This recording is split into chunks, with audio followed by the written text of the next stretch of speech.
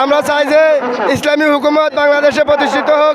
ইসলামী দল ক্ষমতায় আসলে বাংলাদেশটা অনেক নিরাপদে থাকবে। চোর ডাকাত চাঁদাবাজের হাতে যদি বাংলাদেশ ক্ষমতায় যায় তখন দেশের সাধারণ জনগণ বিপদে থাকবে। কারণ হলো বর্তমানে সাধারণ জনগণ এমনি বিপদে আছে। স্বৈরাচার হাসিনার আমলও বিপদে ছিল, এখনো সামনে যে দলগুলো আসতে চায় ইসলামী দল ছাড়া তখনও ওই বিপদে থাকবে। যদি ইসলামিক দল ক্ষমতায় আসে তখন বাংলাদেশ জনগণ এবং সব লোক নিরাপদে থাকবে ইনশাল্লাহ।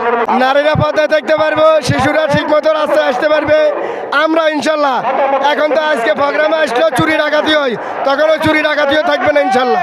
আমরা ইনশাল্লাহ বাংলাদেশে চাই সব ইসলামিক দলগুলা একসাথে হয়ে দেশকে শক্তিশালী করতে হবে এবং ইসলামী শরিয়া অনুযায়ী বাংলাদেশকে চালাইতে হবে। এখন নির্বাচন না করে আগে সংস্কার করা দরকার। তারা তো লুটে ফুটে খায় না, তারা এই কারণে নির্বাচন যথাযথভাবে চাইতেছে।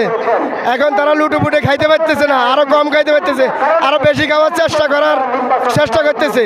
এই কারণে নির্বাচন তারা দ্রুত চাইতেছে।